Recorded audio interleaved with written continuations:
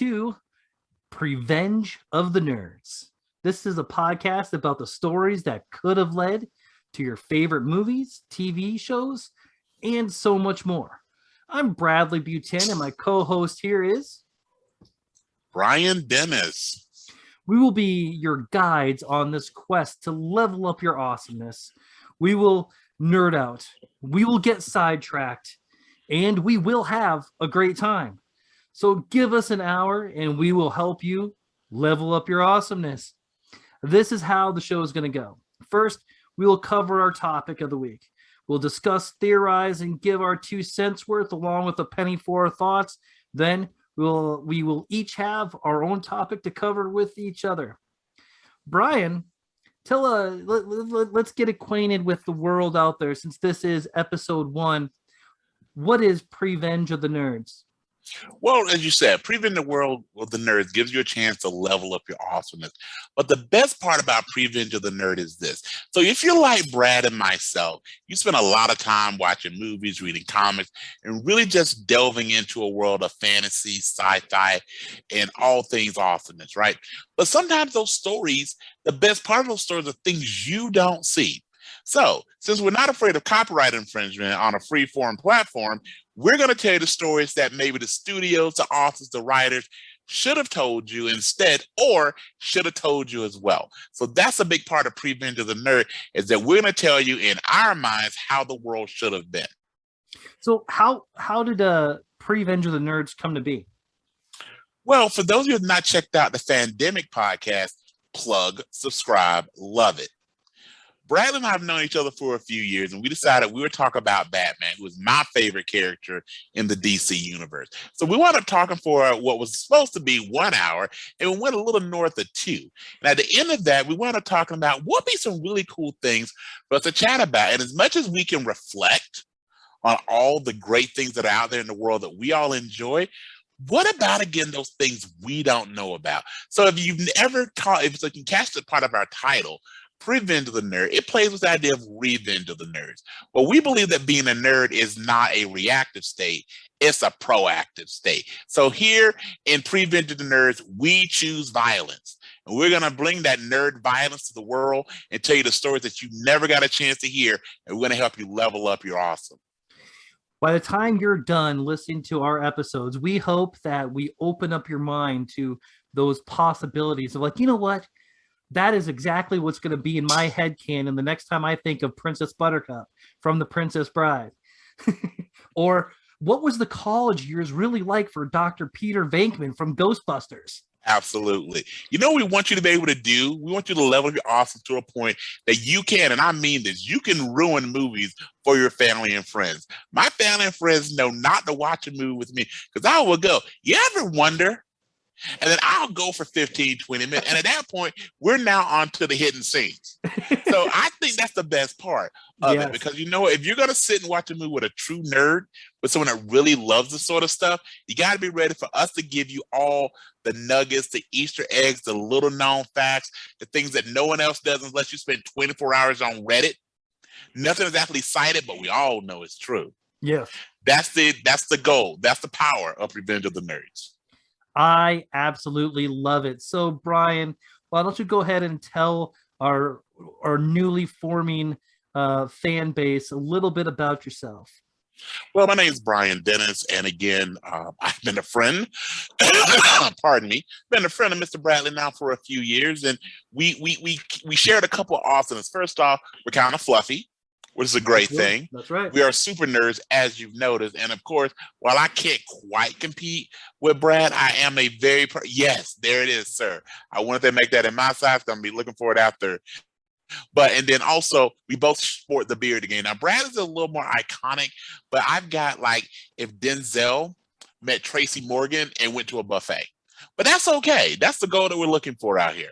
Speaking of Tracy Morgan, did you see that he just got cast in the sequel to Twins called Triplets with Danny DeVito and Arnold Schwarzenegger? That is beautiful. Here's the deal with that. First off, I didn't know that. And here's one of the great things again about being a nerd. You know, first off, I'm obviously going to see it. But you know a couple of things. This will either be fantastic or horrible. And either way, you're going to enjoy Every single second. minute of it. Yes, Yes. because that again is the power of being a nerd, ladies and gentlemen. We're not film buffs. We're not auteurs. We don't watch things for their potential ability to raise us to a higher plane. We watch them for sheer entertainment. And so the best things are the movies that are horrible. Really quick as an aside, and again, that's what Brian does as the color, not meaning that way, of our podcast is this. Two of my absolute favorite movies are not great movies from a cinematic standpoint. They make me giggle. And as a nerd, that's the only qualification. Did you enjoy it? So these are two movies. They're Soul Plane and Tropic Thunder, that don't necessarily raise the social consciousness of us as Americans, but they make me giggle. And there's nothing funnier to me than Iron Man, Robert Downey Jr. in blackface singing the theme song for the Jeffersons as a homage to raise up a young African-American youth who's struggling. It is both horrible, offensive, but I cannot think of a better, if I'm looking for 10 seconds to make me smile, that's going to win. It's like one of those things, like, what if you went to the bathroom the first time you went to Batman versus Superman at the Martha part, and you actually thought that was a really good movie? Yes. We also live in a world that people will probably watch movies like The Green Lantern or any of the Fantastic Four, and there's some people that walk out of those movies thinking that they're good movies. Now, again, that's the power of the being a nerd. If one person digs it, hence you get a series of horrible Fantastic Four movies. Right. But again, that's what we want you to walk away from this podcast, is to hopefully have a little bit of nerdness, a little bit of hidden knowledge, a little bit of our reflection on this that levels up your awesomeness. And then for you to then go out and just live your life in a way that, you are unabashedly who you are. Because guess what? That's the power of being a nerd. It's the power of being a person. No one else has to like you as long as you like you. And here in this podcast, guess what? We're going to like you. And hopefully at the end of this, you'll like yourself a little bit better, have something you can do to level up your awesomeness. I couldn't have said it any better myself.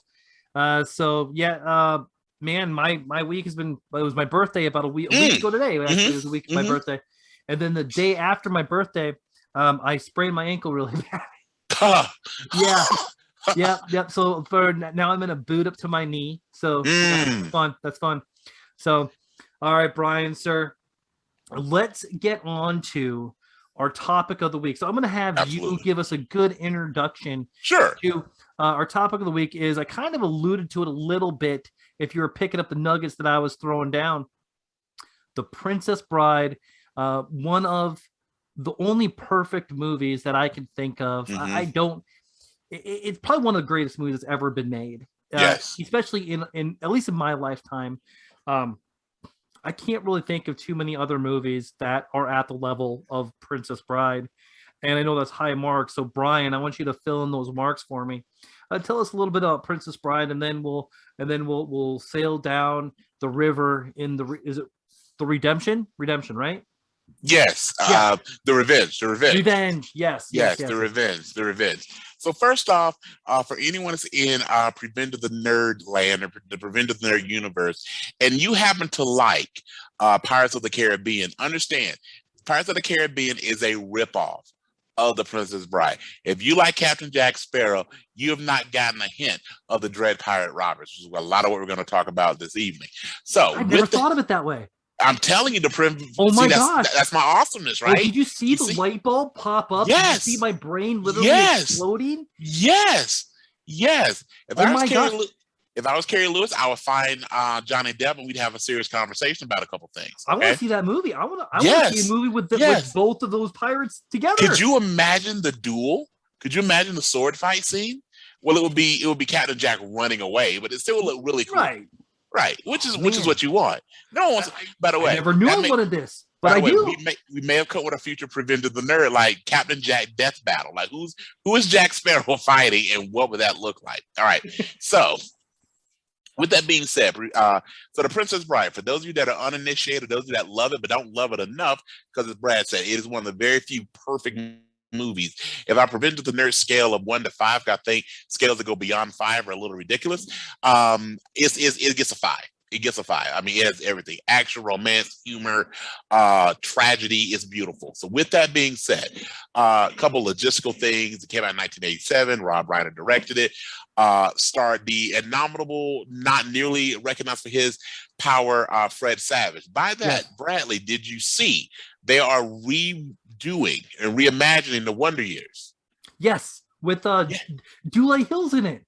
Yes. Dule Hill. Yes, I believe Dule Hill is the adult that we see narrate. Yes. Yeah, well, yeah, he's the dad. He's the dad of the family. Yes, I forgot the narrator. It's not Dule. I'm not sure the voice is so familiar, but I can't. Howard? It very well may be Terrence Howard. Or as I like to call him, Don Cheadle. I knew it was one of the roadies. Bro, thank you. Okay, so we got Don Cheadle, or as you know him better, Falcon, a.k.a. the real Captain America. All right, so with that being said. That's Anthony Mackie. What did I say? Don Cheadle? Oh my God. Okay. Yeah, Don Cheadle was War Machine. Was War Machine. The original War Machine. Yeah. Okay. So by the way, I just totally lost my nerd cred. But here's, ladies and gentlemen, you ever have the opportunity to do this in life? Here's a little bit of life advice from Brian Dennis. Then we'll get to The Princess Bride.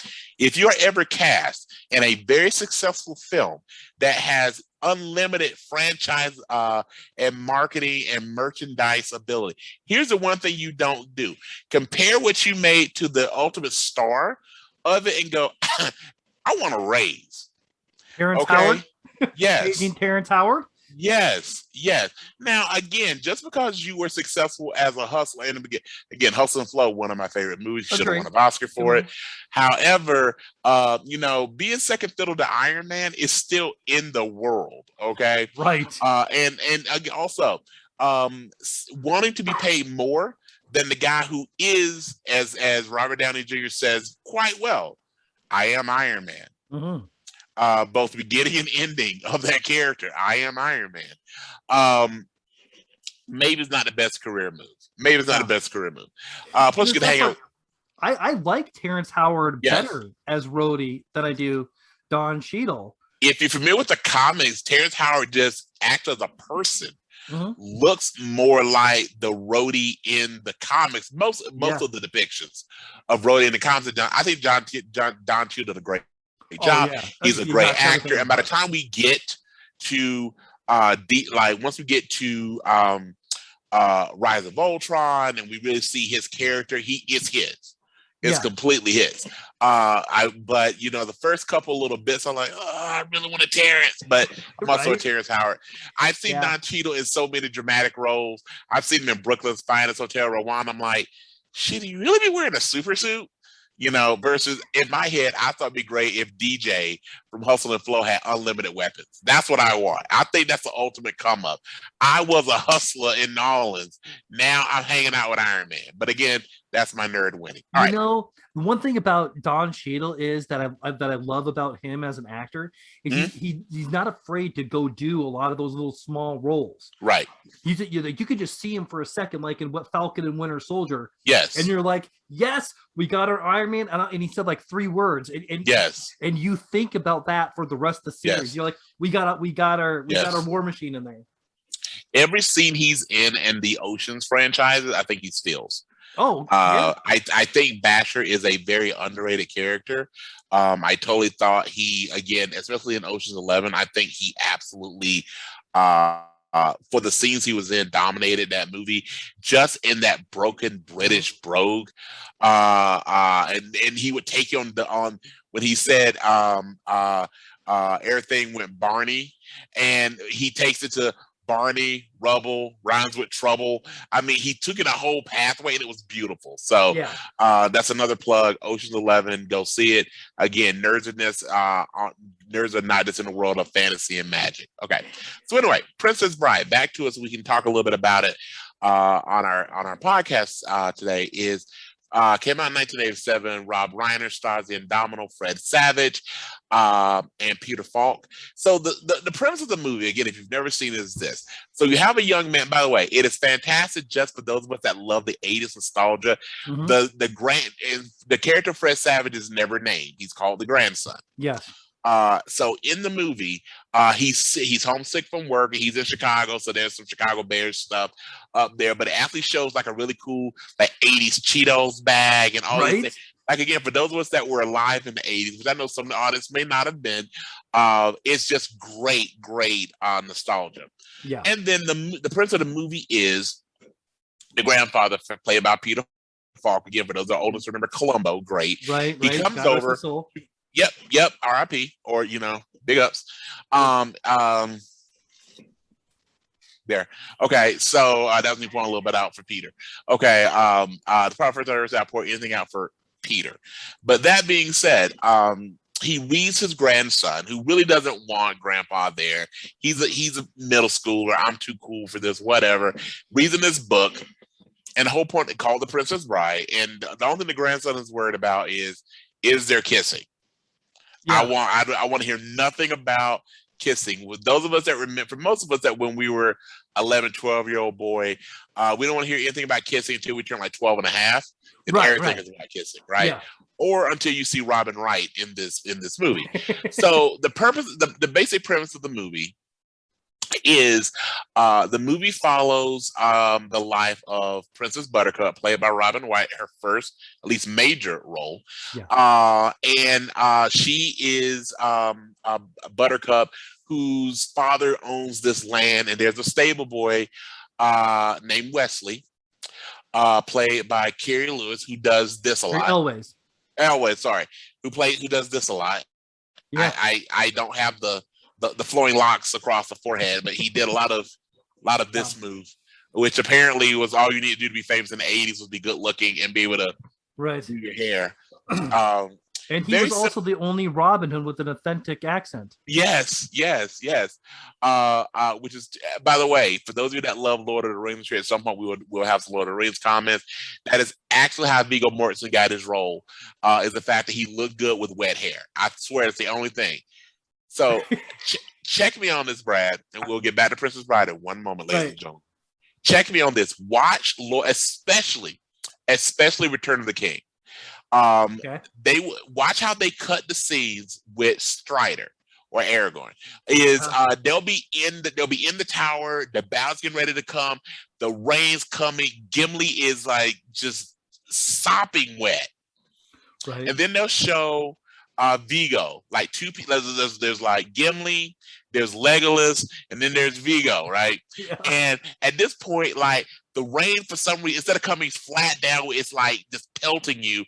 It's more of a mist, and the wind is blowing. So there's got to be a fan, like maybe a foot and a half for him. Yeah. And then he does like impractical things. And I've talked to people about this. So there's a scene where he comes, spoiler if you've never seen Lord of the Rings: Return of the King. They think he's dead. He's really not, because, he's the guy. Because when the movie's called Return of the King, he's the king. He's going to return, right? Right. He's got to show up, right? Right. They foreshadowed it for several movies. Yeah. This is not Game of Thrones where the star don't make it. Okay. So anyway, he comes in, and it's huge two oaken doors. They had to be 150 pounds if this was real each. And instead of him opening one door, we probably all see movies where people open the door for you. No, effortlessly, he just pushes both doors simultaneously to be through the hell of almost dying and having to fight his way back just to be swathed in oil and rain and the sun. And it's like, and I love the movie, but it's one of those things that is just so impractical. Like, if this was real, he would have like been yelling for someone to open the door like 50 feet from the castle. Yeah. And he'd be like, give me a mug of mead and like a bison steak. Like, instead he's like, hi, I have survived. Okay. It's a trailer shot. Yes. By the way, could you imagine having Steven Tyler as your father-in-law? Because the way that movie ended, it's just like, or for those that are real true rock fans with Aerosmith, possibly Joe Perry, possibly. Okay. So I can see that. Well, that's one of the things was Liv Tyler's mother. Apparently, this is proven, at least admitted. Liv Tyler's mother was with both Joe Perry and Steven Tyler around the same time she got pregnant with Liv, and was not sure who the father was, and in fact thought it was Joe Perry until Liv was born, and she has some Steven Tyler lips, and it's fairly apparent. There's still another great movie, the movie Life, starring Martin Lawrence and Eddie Murphy, that Steven Tyler was the pappy. Okay, so there we go. If you don't get the reference, watch the movie. No, yeah, it's been a while since I've seen that. But like, okay. Gotcha. All right. Anyway, back to Princess Bride. So the point of the movie is this. So you have Princess Buttercup, who basically torments the stable boy played by Carrie Elways, who eventually who doesn't speak, who just takes her torment, her orders in silence. And eventually, as she pardon me, as she demands, he hand her down a piece of pottery that was up a little high, which she obviously could have reached. He says these three words, and again, for those of you that follow the romantic side, by the way, the coolest piece of game ever, one was a great movie, a perfect movie, is all he says was "as you wish," and at that moment, she falls for him. Okay, so let's pause right here before we get into the depth of our preventing the nervousness analysis of this. Is think about how smooth of a dude you are. Yeah. That to get this beautiful woman who is the daughter of your boss. Yeah. Is all you got to say is "as you wish." That is up there with "I know" from Star Wars. Yes. By the way, as we'll probably talk about it, how old would that get if you're Princess Leia and now you marry Han Solo, and every time you say "I love you, good night," his response is "I know"? Well, I think it would go on to other things too, like, hey, take out the garbage. I know. I know. Yeah. Like, once we got to, once we got to Ben, their son, I think I'm pregnant. I know. But again, if you have Harrison Ford swag, he left. If you have Harrison Ford swag, that might be enough. That might. I kind of want a short round reference there, but okay. So back to Pirates of the Caribbean, because it stole itself. Back to Princess Bride. Once Buttercup and Wesley, who was the name of Carrie Elways' character, once they fall in love and they have the kids, which the grandson actually hates, but they move forward. He goes off to seek his fortune. Yeah. And while he's at sea, his ship is overrun by the dread pirate robbers. And the dread pirate robbers, as the movie tells us, does not take prisoners. And at this point, we assume that Wesley is dead. Princess Buttercup goes on to become betrothed to one of the movie has multiple villains. They all are awesome. I think villains make movies. Goes on to be betrothed through Chris Sarandon, and if that name sounds familiar, he is the ex-husband of Susan Sarandon. She just kept his name. Which, if you're Tim Robbins, that had to be a thing. But in any event, the movie takes place, and then what winds up happening, spoiler alert if you don't know this, so if you want to pause for a quick second and not hear this part, what winds up happening is the dread pirate Roberts shows back up in the land to engage with Buttercup, and what we wind up seeing is Buttercup pushes the dread pirate Roberts, who she knows has killed her love, down a hill, and he's wearing a mask, not the COVID mask, but the across the eye mask, which doesn't prevent the virus. But as he falls down the hill, he yells, "As you wish." And of course, she falls and she realizes it's Wesley. She tries to go down the hill clumsily behind him, and the movie continues on. So with that, that's just the premise of what we're going to talk about. But one more thing before we go into what we're going to chat about tonight is this. Here is also some of the things that make this movie a perfect movie. Number one is the casting. So you had Carrie Elways, you had Robin Wright, later on becoming Robin Wright Penn, which we'll talk about here in a second. You have Mandy Patinkin, Thin Mandy. Yeah. Not Criminal Minds, Chubby Mandy, but Thin Mandy. Okay. Yeah. You had Wallace Shawn. You had, again, Chris Sarandon. You have all these great actors. Andre the Giant. I was getting there, and of course, the incredible, the indomitable, again, R.I.P. for Andre the Giant, who not only joins the Brute Squad, he is the Brute Squad. Okay. And there's so many things. So one of the great things, so beyond that cast is this, the script. And I recently put on Facebook that one of the best things about The Princess Bride, and it is probably one, especially in the land of nerddom, it is a great way of leveling up your awesomeness because it is one of the most easily and should be quotable movies in history of cinema. However you would measure that, it would have to be top 10, probably top 5. Things such as Inconceivable, You Never Fight a Land War in Asia, again, the Brute Squad reference I made, and then of course Mandy Patinkin, who plays a incredible swashbuckler named Inigo Montoya. And again, if I was to say this, Brad and I have not practiced, so Brad, if I go, my name is Inigo Montoya, what would you say? You killed my father. Prepare to die. Absolutely, with a great accent, by the way. So that again is one of the subplots. The plot of the film has several layers, several storylines that intersect. It's fantastic. I have a friend of mine that posted the other day when I said I love The Princess Bride. She goes, between her and her mom, their big thing as they are out doing stuff, and they go, "Wov, Twoo, Wov," which is one of the things that in a wedding ceremony, they have a priest who has a bit of a speech impediment. So he doesn't pronounce words fully. So when he goes to say love, it's Wov, and it's Twoo, Wov, marriage, just all of these things. And I could go on for the entire podcast of the quotable lines from it, to put it to spare, but I won't do that because I know we really want to talk a little about the Dread Pirate Roberts years is what we're going to chat about. But for those of you that are listening, you've never seen The Princess Bride, watch it.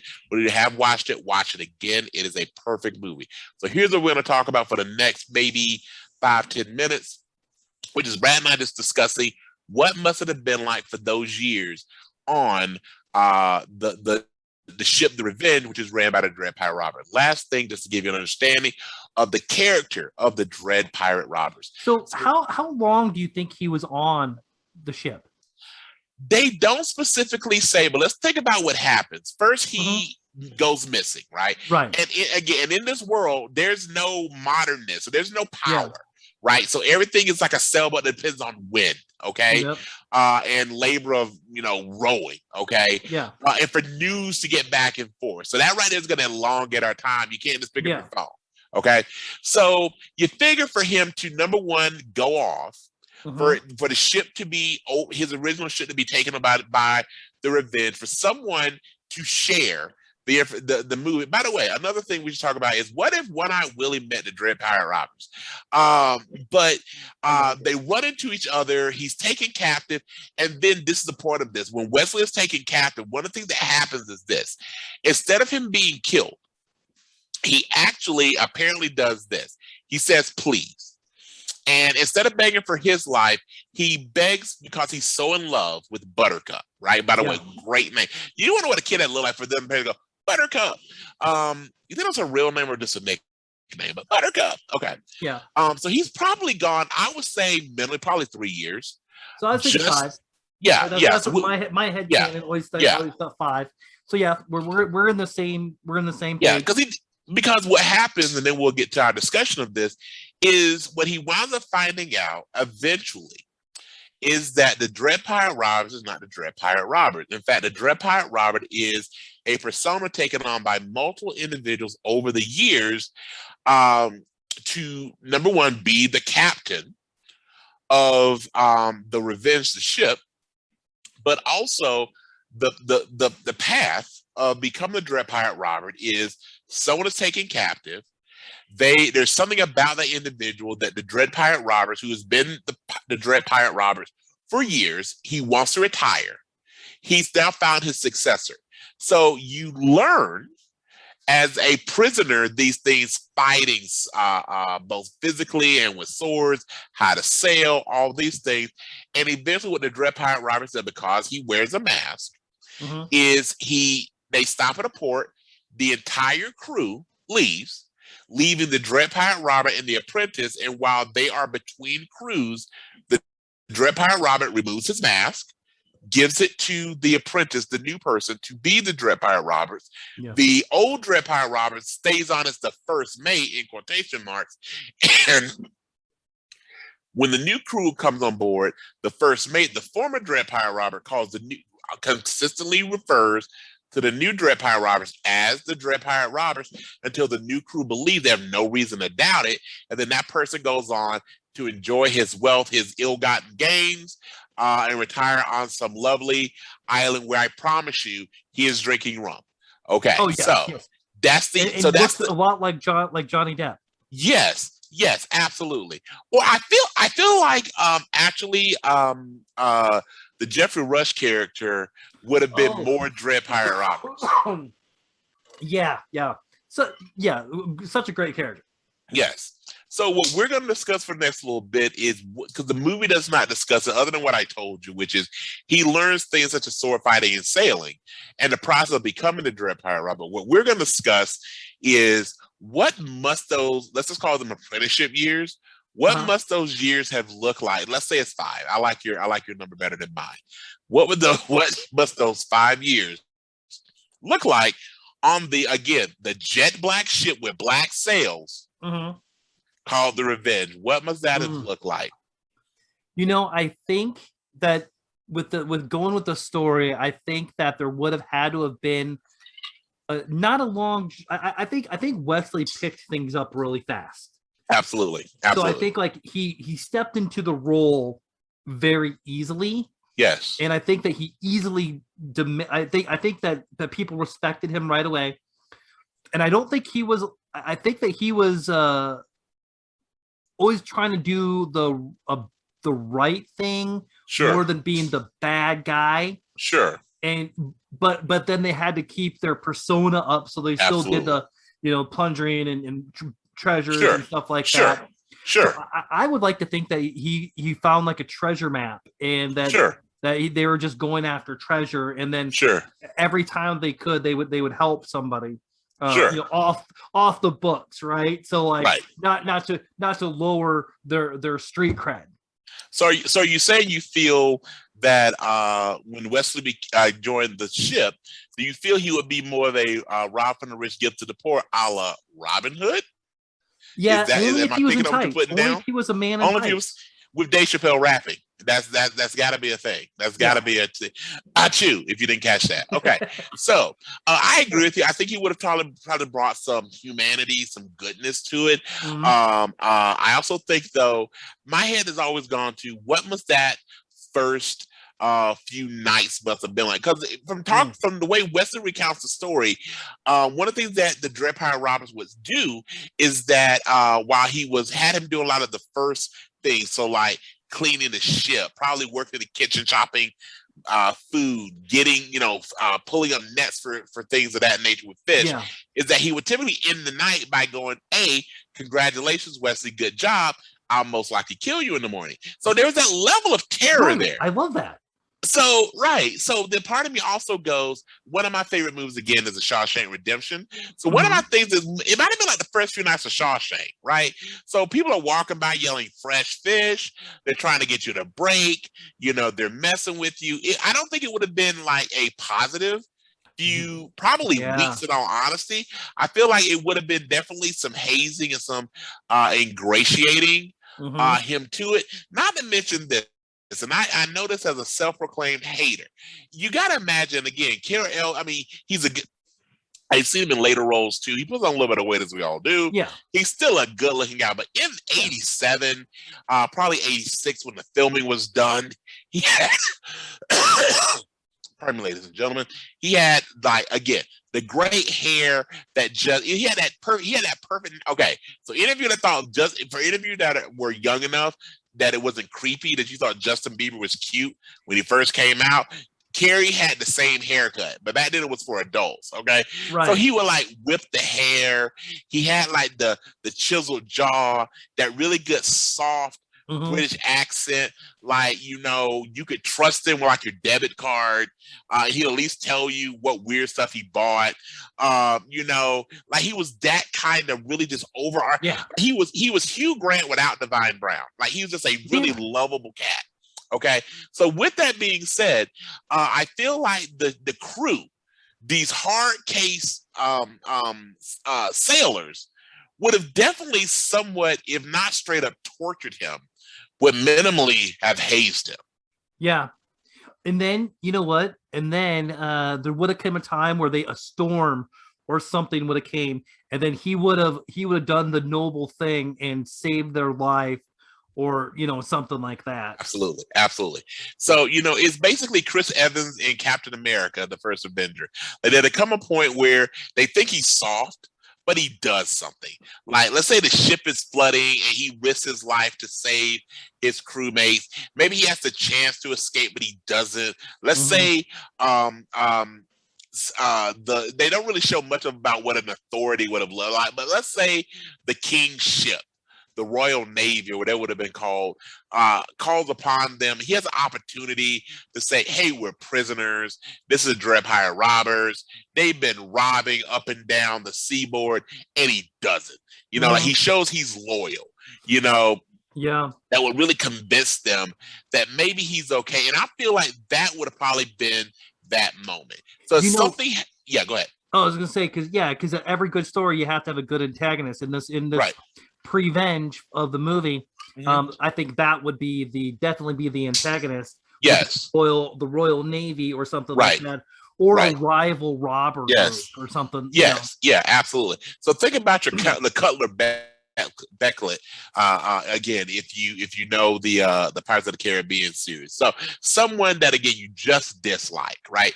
So at that moment, the fact that Wesley either saves his crewmates or shows his loyalty, but at this point it is like, really, this is a stand-up guy. And I get the feeling that the Dread Pirate robbers of that time would have had his eye on him for a minute, right? Because there's something about him. It's like, this kid's got something. This kid's got moxie, you know what I'm saying? But then at some point, doing that one seminal moment, I think would have led to what we find out from the movie tells us is at some point, Wes is brought to the Dread Pirate Roberts cabin, and the Dread Pirate Roberts goes, I am not Roberts. And he tells him his real name, and he explains the lineage of the Dread Pirate Roberts. And then he goes, I have chosen you to be my successor. And now we get from basically he is laboring as a prisoner to now he is learning all the tricks of the trade to be the next Dread Pirate Roberts. And it would end with him going up the cliff or whatever, you know, it would end at his introduction in The Princess Bride. Absolutely. And again, you could see him maybe on the bow of a ship in the full, and those of you that are not familiar with the Dread Pirate Robert wears, he wears basically head to toe black. Again, he wears a mask across the eyes. Zorro, very much. If you know Zorro, and again, the lineage of nerddom that goes from generation to generation. So he has the Zorro type mask, minus the accent and the Z. The billowing black shirt that, of course, it's always a windy day. Now you're at sea, so you can maybe make the example, but inside a building, it's still a windy day to make the shirt puff up. But they look really comfy. I mean, like, I bet those things are super comfy. I feel like you could take a nap in that and not even roll over in a bad way. Like, I feel like you could breathe. It will breathe. You know, I don't know if silk was really that much of a thing then, but it just seems like it seems like it's got a lot of you know, it's reusable. You know, because it's black on black on black. You know, you could have it as, you know, your day-to-day outfit. You could wear the pillage. You can wear it to a funeral. You know, it's just a good look. You know, and that's what we don't have enough are, you know, people walking around with swords and black on black. Like, I feel like that's a look that maybe we meaning you, because the brother's not walking around anywhere outside with a sword. All right. But I think if you want to bring it back, sir, I'm Brian Dennis. I support that message. You know, I was actually looking, I actually want to get a complete Jedi outfit and then buy it. But I want to get a cool lightsaber hilt. Sure. To walk around with. Because I think it'd be really fun to just challenge random people in the lightsaber duels. So since we're drawing that you said that and gave me my light bulb moment. Look at Anakin Skywalker, and think about, and it is very much Dread Pirate Roberts without the bionic arm. Mm-hmm. I mean, it is definitely. I mean, again, the one thing that makes this movie, again, you can see the inspiration of other movies. So as much as we're kind of being a little tongue in cheek, there's absolutely, if you watch The Princess Bride and then go back and watch especially the first Pirates of the Caribbean, The Curse of the Black Pearl, you can see from the Dread Pirate what both is shown and what is implied. What a Dread Pirate Roberts would be. You can see some influence of not only Johnny Depp's character as Captain Jack Sparrow, but you never see it in Jeffrey Rush's Captain Barbossa. You can definitely see it with how the ship is presented. There's a lot of those things. The swashbuckling, again, if you like action, another thing that makes the movie great is you get to see a really fantastic, almost Errol Flynn as sword fight. And if you don't know who Errol Flynn is, read a book. But this fight between Errol Flynn, this fight between the Mandy Patinkin character of Inigo Montoya and Carrie Elwes' character of the Dread Pirate Robert / Wesley, this really elongated sword fight, which is just simply fantastic. And as a nerd that loves those behind the scenes, there's multiple interviews, you can find them on YouTube, where Carrie and Mandy talked about just the intense level of training to pull off this scene that in movie time is probably 3 minutes, but just it's fantastic. It's absolutely fantastic. Those two characters could have done they could have handled their own series, their own movie together. I mean, even if it wasn't Wesley, their character from Princess Bride, man, those two had so much good chemistry together. I love those two characters. Yes, and again, if you love the anti-hero, let's say again, I'm a big fan of Game of Thrones, the first 5 seasons. The last 2, especially the last one, you just don't follow your own canon. This is the problem. Right. Yeah. Anyway, you wrote this, okay? Or someone wrote it. That George R.R. didn't. Yes. Yeah. Well, again, that's on him. Okay. Right. All right. When they were making seasons faster than you were writing, there should have been a conversation. You need to wait on future seasons or George start writing. Okay. Right. That being said, if you like anti-heroes, especially in the world of fantasy. So again, if you like Game of Thrones, if you like characters like Bronn or the dog, I mean, you could again see a little bit of that. The Hound. It's the Hound. Thank you. Not a dog, the Hound. I mean, kind of, but yeah. Yeah. If you like those kind of dark characters, that's very much not nearly that dark, because this is a movie that I think was PG or PG-13 when it came out. Yeah. In the 80s where everybody was still friends. Right. But it shows you a bit of that character growth of, you have this swashbuckler, dark sort of anti-hero in the Inigo Montoya character, and really as he grows and talks about his own trauma and things that led him to the life that he was living, and the resolution of that as part.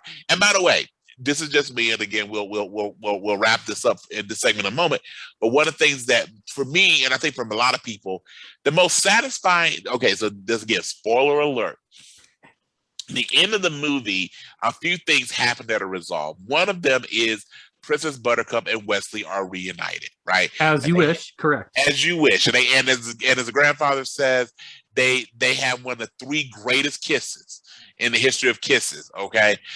Which Fred Savage wanted to know about at that point. Oh yeah. But beyond that, which is a cute ending, and it's actually a true ending of the film, to me, that moment with Mandy Patinkin and Count Drogo and the Six-Fingered Man, and that elongated scene where he's yelling for Fezzik and all those things, and he talks about, what can I give you? And by the way, this is part of the TikTok that I'm going to share, is Mandy Patinkin shares that one of the things that for that scene to prepare him for that scene was he had fairly recently before the filming the movie, before that scene happened, he had lost his own father. So he tried to relive that grief. And if I think he said his father died of cancer, but I could be wrong with that. But whatever caused his father's death, if that was a person, that's the six-fingered man, and that's what he's fighting. And so when that line comes about, I would give you anything. And again, spoiler alert, when he, and forgive the language, he stabs it and goes, "I want my father back, you son of a bitch." That is so powerful because he goes, that's what he would have said to the non-person that took his father. And he talks a bit, and there's a TikTok where he talks about that scene, and he was talking to his wife on the phone, and he goes, "This is the mental state he was put." And he go right before he retells the story with his wife, and he talks about how emotional he was even pre-filming that, because he put himself in that scene of basically this is like his way of reconnecting with dad and letting dad's death go, was fighting the six-figure man. So it's just a great, again, one of the things and the little things that again make the movie a perfect film. I agree, and I would love to hear anybody's thoughts. If you think that we're right on, if you think that we're way off, let us know. Find us. We'll have a page. We'll have a Facebook page by the time this is released. Sure. Last thing on The Princess Bride is this, which again, in my head of nerddom. So you're Wesley. You go through all the things on the Dread Pirate Roberts. You fight your way, claw your way out of indentured servitude to go and find your love. And if we play it out beyond the movie, is that for everything that you did, for your wife to then marry Sean Penn, your betrothed to marry Sean Penn, which great American actor. You can argue in the 90s, early 2000s, he was top 10. Mystic River, again, is a fantastic film. I love the guy that played Spicoli, also gave us Mystic River, right? That's just fantastic. Yeah. But with that being said, you don't want to think about your boo with Sean Penn, because for no other reason than this, Sean Penn is not trying to cuddle. There's nothing about Sean Penn that goes, we really try to Netflix and chill. Okay, Sean Penn is going hard. Okay, Sean Penn is raw dogging. So with that being said, if you come away from all that and she goes, well, I met Sean. Okay, I remember watching Desperately Seeking Susan, and I remember Griffin Dunn is not taking Madonna from Sean Penn. Okay, same difference. Okay, I wonder if Robin Wright, she's like, well, I was in The Princess Bride, so I got all my gushy romantic thing out of me. But you know what? Give it to me hard, baby. Give it to me hard. Well, and that also is, from that point, she wound up, dating a guy who could see ghosts. He was a ghost. He saw dead people anyway. So she's also, but yeah. So again, ladies and gentlemen, in the world of Pre-Vengedom, that was our quick, somewhat scattered and tangential. Hopefully you enjoyed it. Look at the Pre-Venge of the Nerd version of the Dread Pirate Robert years of The Princess Bride. So we have some more things we'd love to share with you on our podcast, but please give us your thoughts on that. Comment on our Facebook page. Let us know if you think we're right, if we're wrong, and give us some other alternative theories. So what do you think would have happened during those, say, 5 years on the good ship Revenge? What would that have looked like for Wesley or anyone else on that ship? So again, this is your chance to level your awesomeness and tell us what you think about the Dread Pirate Robert years of The Princess Bride. Brian, I don't think that this is going to be the last episode that we talk about The Princess Bride. I guarantee it is not. I think that we will go back and tell Indigo. I can't talk. Doug, I can't talk today. Help me out, sir. Well, I was thinking what we could do is a future episode of Prevent the Nerd is this. So for those of you that are on social media, especially on TikTok, we mostly have heard of the one chip challenge, right? Yeah. So again, for those of you that know the story and the various great little nuggets of The Princess Bride, if it's a real thing, Brad, I say we do the iocane powder challenge. What do you think? I'm game. Let's do it, man. All right. And for those of you that don't know the iocane powder reference, watch the movie, take a look, and that make a great poll. Maybe we can create that a poll. Who thinks that Brad and Brian should do an iocane powder challenge? I think that's something America needs today. If you want to bet, I would probably put your bets on Brian, but I'm a trooper. I will soldier up, and I feel if we mix the iocane with tequila, I might be able to take it. If it's with water, I may give you the edge. You know, we might we could definitely make sure that we have a drink on every episode of Pre-Venge of the Nerds. Yes, absolutely. I think that may be again, ladies and gentlemen. That's the thing. What are things you want us to talk about? So again, we want this to be an interactive experience. So again, this is one of our early episodes. Definitely, I think Brian and Brad are completely capable of giving you some quality content. But let us know, what are stories that you want us to explore? Again, we both have a pretty strong repertoire, but the things you want us to get up to speed on and go, hey, what about this? What about that?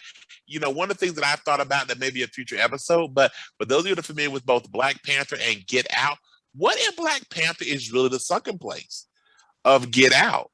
There's all these things that we can explore. So again, as always, use us to level up your awesomeness.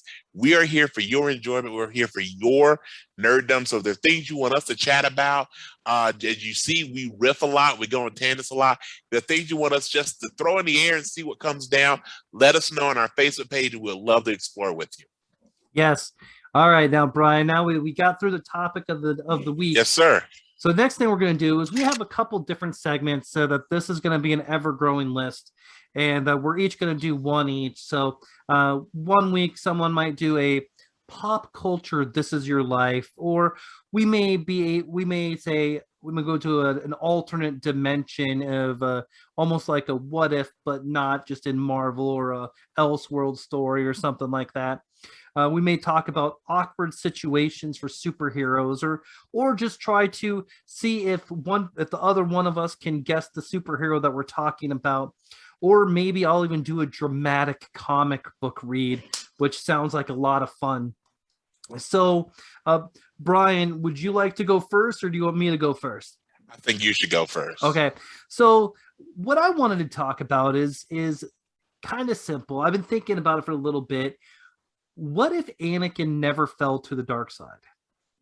So what if Palpatine was doing his best to contort his mind, and because Palpatine started working on Anakin since he was 9 years old, and he was kind of grooming him to be a Sith Lord, even though he brought Dooku in and they fought the Clone Wars. But what if all that time went through, and when it came time so Anakin kills Dooku. In my brain, this is the way that I would Sure. He still kills Dooku. So Sure. he's still super, super conflicted about the Jedi, because he sees that Padme is going to die in childbirth. Sure. He's upset because the Jedi won't make him a master, but Sure. the only reason he wants to be a master is because he Sure. wants to learn how to stop Padme from dying. But then Sure. he can't go to the Jedi because they can't know that he's married. So there's Sure. all those things that are playing with him. But then instead of, when the time comes and Mace Windu says, you will have earned my trust if I go, and this is it, right? So what if Anakin, he's still in, his brain is still all over the place, and Yes. he goes to confront Mace Windu in front of Darth Sidious when Sidious has already killed a couple of the other Jedi Masters. And there he is, and he doesn't kill Mace, and he attacks Sidious. At that moment, he decides that that he'll earn the Jedi. He's going to be more of the Jedi instead of the Sith. Yes. And between him and Mace Windu, they kill Sidious, or they arrest him. Actually, probably be more like an arresting. Sure. Arrest him. Sure. If he doesn't take it to the ultimate point, absolutely, they would want to arrest him. Take him in alive. Yes. Right. And then, because he doesn't turn, Padme has the twins. Yes. And Anakin is a Jedi, but with everything that's gone on, yes. Order 66, yes. well, I guess Order 66 would not have happened. Wouldn't have happened. Right. So all those things, the Jedi is still there, but the big masters are dead. Anakin is now a master. Or maybe Anakin even walks away from the Jedi Order. Yes, that to me is the most likely thing that happens. So if you have the seminal moment, which is he chooses, I love the reference from Game of Thrones about choose violence. Instead of choosing violence, he really does that moment where, again, we'll pretend for some of you have not seen the movie. By the way, for those of you who have not that familiar with Star Wars, or at least the episodes 1 through 3, the greatest character in Star Wars canon is Jar Jar Binks. And if you don't believe me, look at George Lucas. George Lucas gone on record saying that Jar Jar Binks is his favorite character. So that is George Lucas raising his middle finger to the Star Wars fandom, because guess what? The guy made his money. Okay. With that being said, and is probably one of the other than the Oompa Loompas, and that's another thing we're gonna do in a future podcast for Brian. The top 10 most racist characters in the history of fandom and or nerddom, and definitely Jar Jar Binks is gonna be up there. And the Oompa Loompas will be up there. So if you don't, especially the original Gene Wilder Chocolate Factory, Willy Wonka and the Chocolate Factory, one of the most, watching from the lens of a person of color, one of the most racist things I've ever seen in my life. Okay, with that being said, what happens if instead of choosing to move to the dark side, he chooses to go the path of following the Jedi code? So here is what I think would be really interesting. So I'm going to be a little funny and a little seriousness with it. Okay. So a couple things. So number one, let's take the humorous route, which is this. Number one of the things that makes Anakin Skywalker, ultimately Darth Vader, such an interesting character is his conflicted nature of being in the dark side, but all these forces try to pull him back. Obi-Wan, Yoda, Luke, his Leia a little bit, but all these things of trying to redeem him, and him honestly trying to redeem himself, which he does eventually in Jedi. With all these things, which makes the character inherently cool. Not to mention Darth Vader is an ultimate badass, right? Yeah. Which proves again that if you are a really good villain, people will dig you. Oh, which says a lot about the human psyche, by the way. Okay. Yeah, it does. All right. So with that being said, you've now taken away some of the things that make him such a driven, unique character. So from a human standpoint is this. He's gonna go back home to Princess Leia, played by the okay. So with that being said, he is going to go back home, and he has and at this point, what is actually left for him? So from a human standpoint, he's gonna go back to Princess Amidala, his wife, who met him when he was 8, and she was, let's say, conservatively 19, maybe 17. We really want to try and be a little flexible with timelines here. Right. That when he's 21 and she started off when he was 8 and she's, let's say, 17. Yeah. He now is 21 and she's 25. I don't know how that math works. Okay. So apparently it's 9. Anakin was 9 and Padme was 15. Here's the deal, and this is going to sound kind of creepy. If you look that way at 15, you should not be allowed out of the house, because that's going to get a lot of people in trouble. Okay. All right. Yeah. So that's okay, fine. We'll play with that. So so now he's returned. We're watching. Yeah. So now he's returned. Okay. Yeah. And all that dark broodingness that made him super cool. The same reason why people like Jason Momoa as Aquaman is that dark brooding. If you like Jon Snow, if you like that dark John Wick, Neo, basically the Keanu Reeves playbook says Point Break. Okay, that doesn't have anything with his buddy traveling in the phone booth. Okay, if you take away that, what's left? I can see him coming back. Hey, guess what? I didn't turn dark, and we're gonna be happy. She leaves his ass. Okay, she absolutely does. Yeah. She takes the twins and she goes. In fact, no, she doesn't even take the twins. She pulls a me, myself, and Irene. She leaves the twins with him, and she goes off with Yoda. Okay, that's what's gonna happen. Okay, because again, if you see myself and Irene, again, talk about someone that doesn't get enough love is Tony Scott. Okay, Yeah. so she goes off with the small, brilliant Jedi who speaks in the reverse syntax, but also has a little bit of darkness. And we all know, dad bod is a thing. So she goes, "Yes, let's do this thing, Yoda."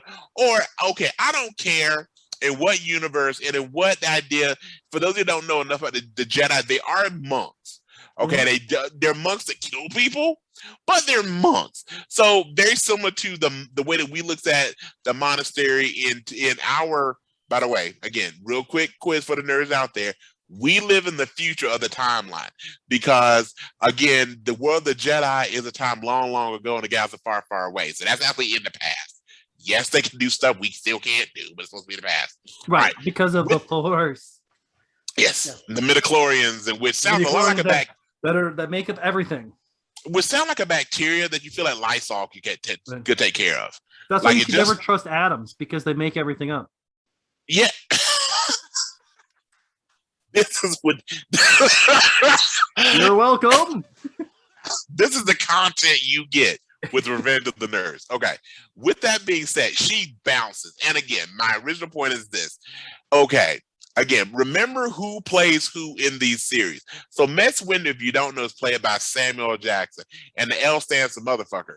So with that being said, I don't care how much of a monk any of the Jedi is supposed to be. Yeah. Samuel L. Jackson is like, especially she's young, she's broken, she's a single mom. That's black man catnip, okay? So Will's like, what's good, ma? Okay, like he's coming swinging that purple lightsaber.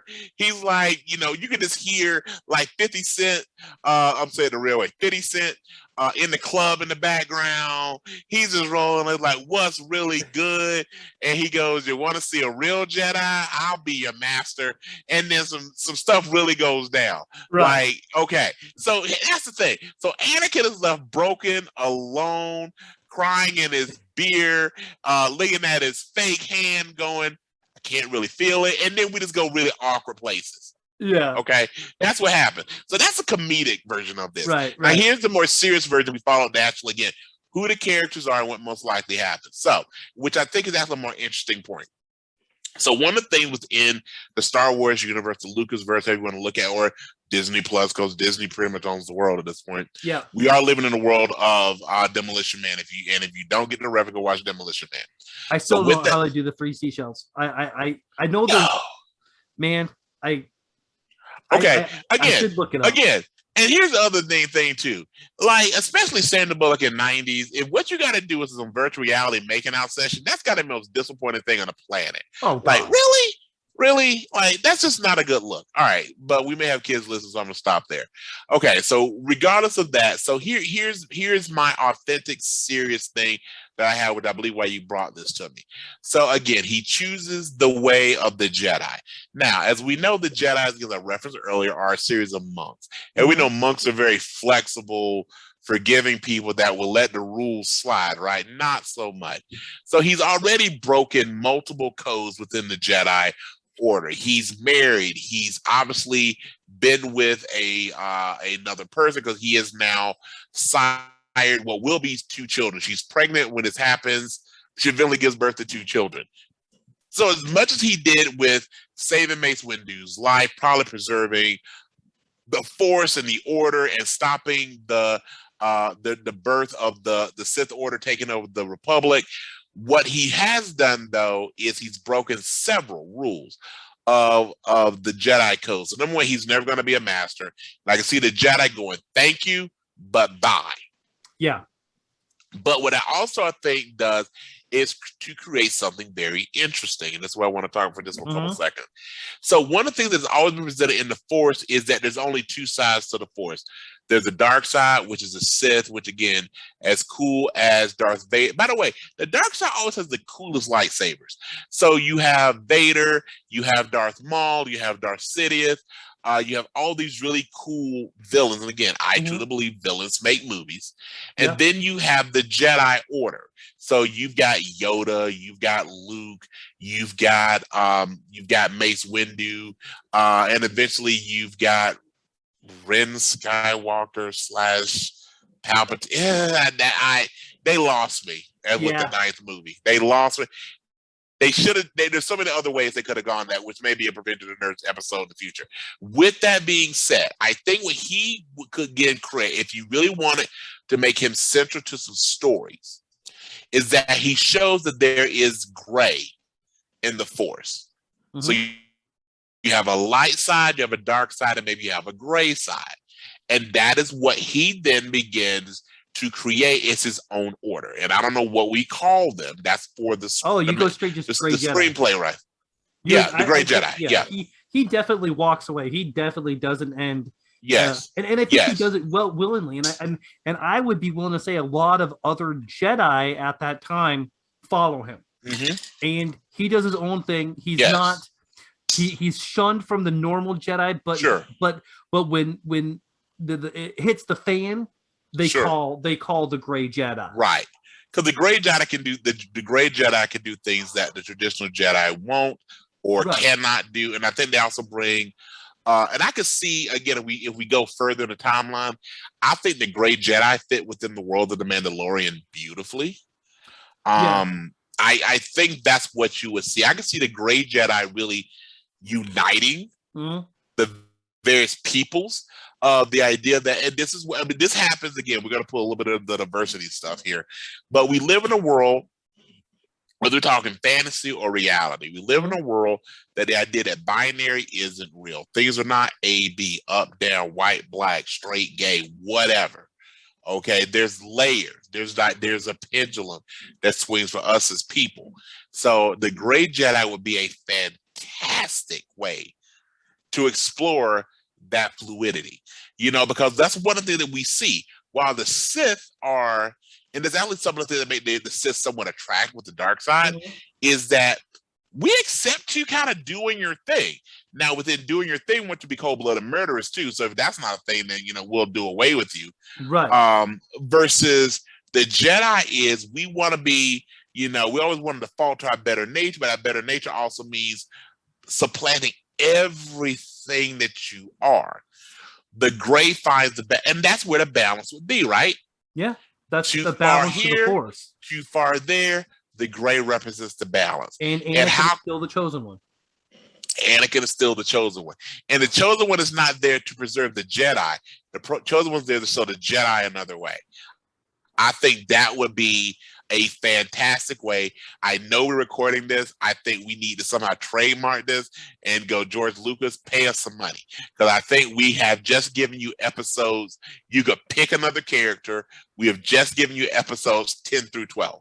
I think we have just created something that could really reserve that franchise.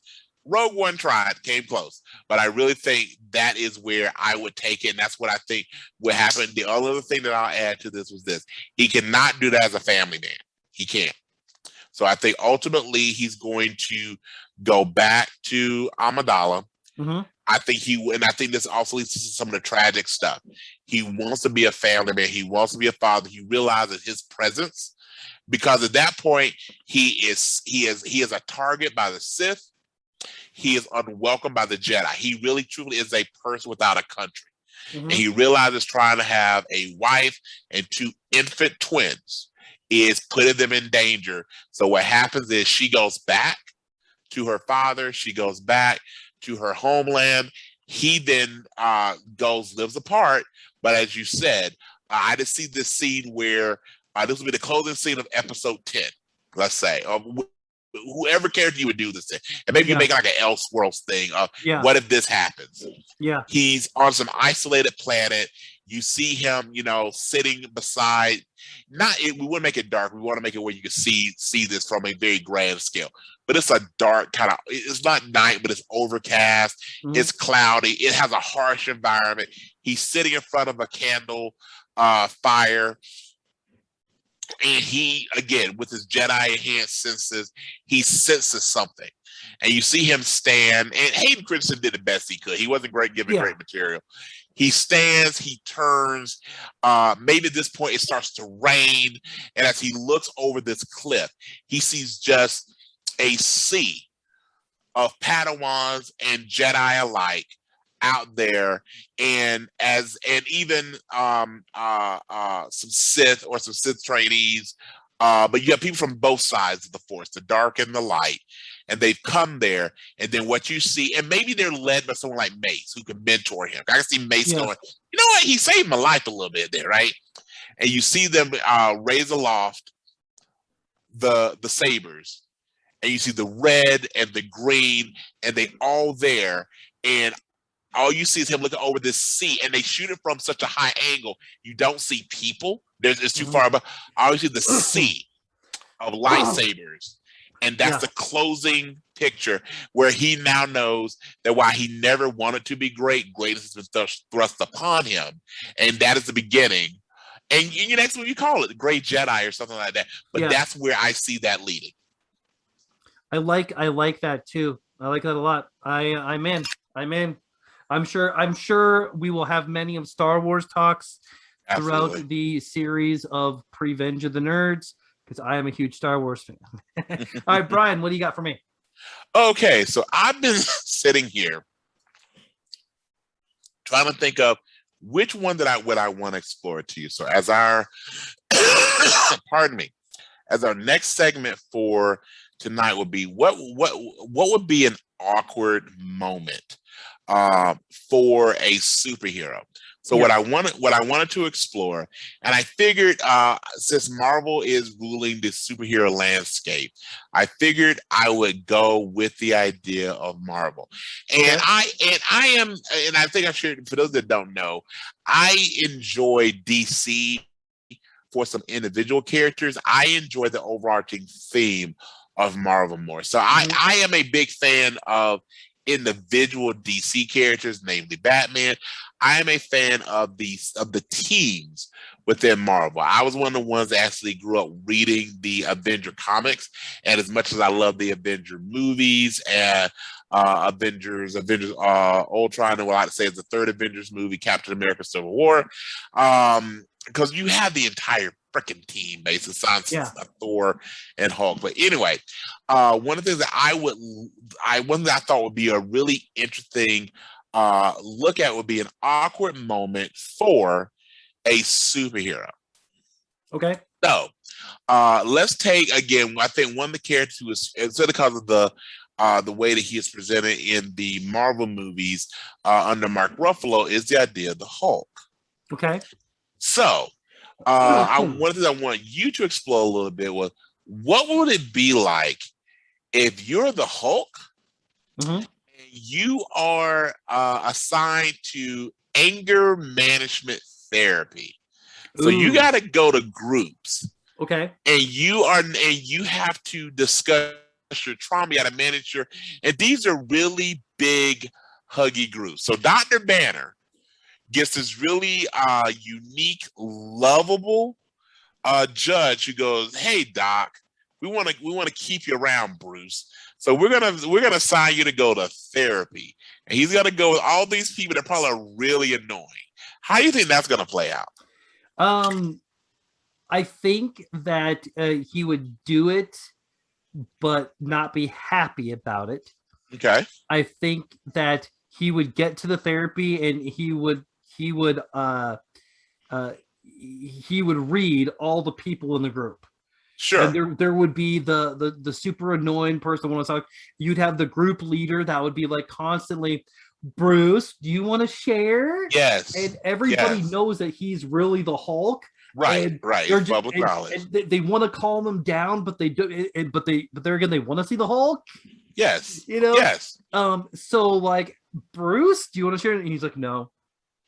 And then everybody be like, just kind of like looking at him. Right. And then he'll get mad because people keep on asking him to share. Yes. And he hulks out and just destroys the building.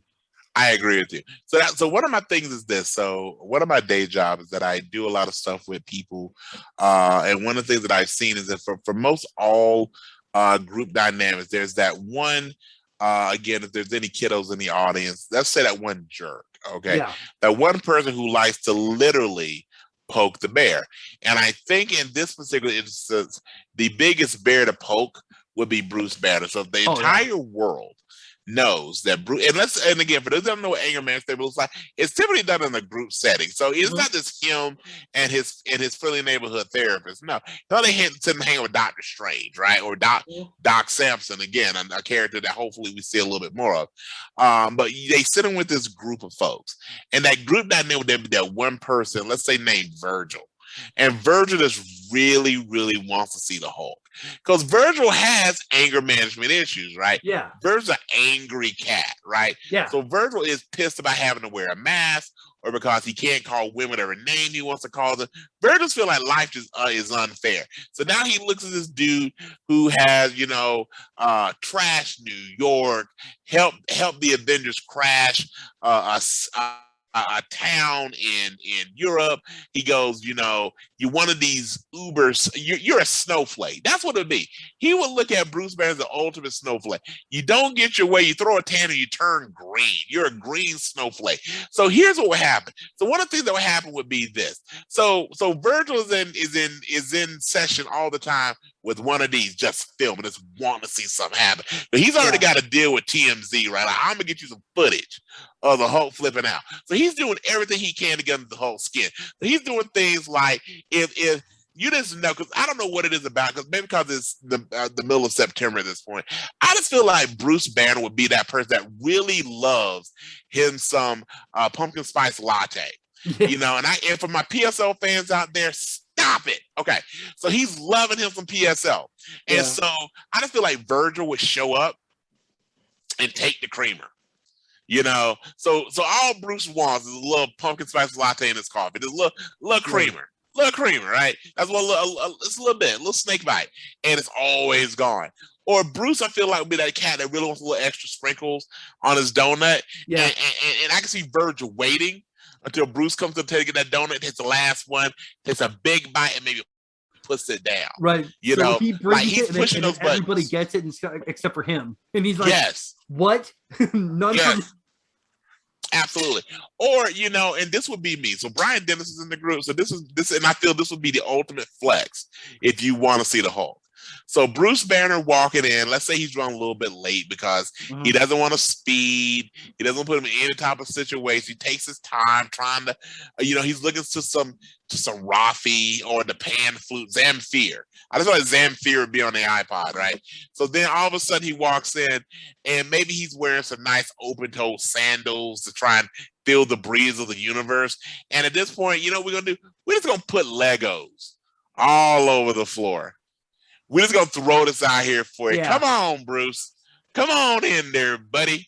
I just want to see that. I feel like at this point, even though I'm in shoes, it doesn't hurt.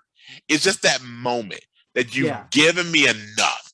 And at that moment, because you notice in the basement of a community center, they're upstairs watching like a movie, maybe they're doing like a Bob Ross painting class.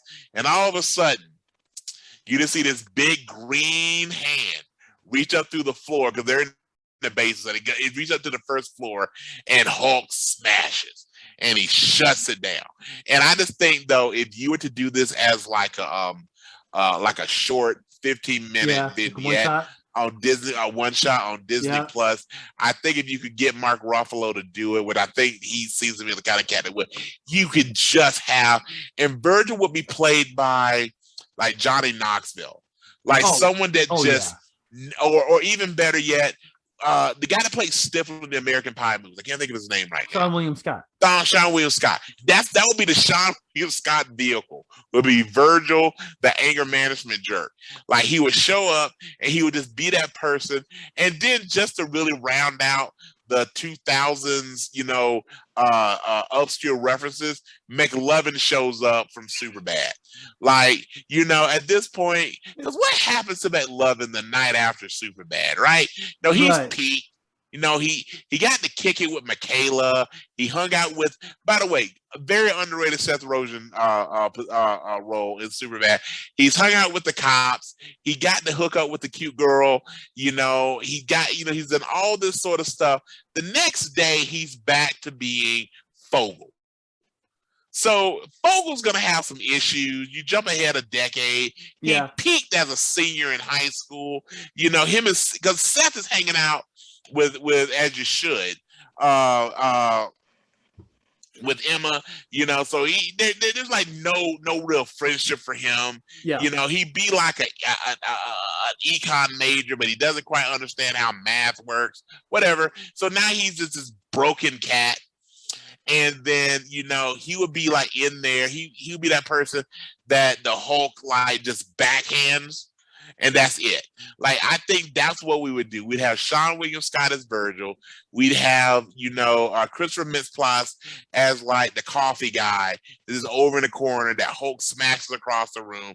And that would be it. The one shot of Hulk goes to therapy. I think that is something that would be just incredibly interesting. And that would be a fantastic, awkward moment for our character. I like it a lot. Awesome.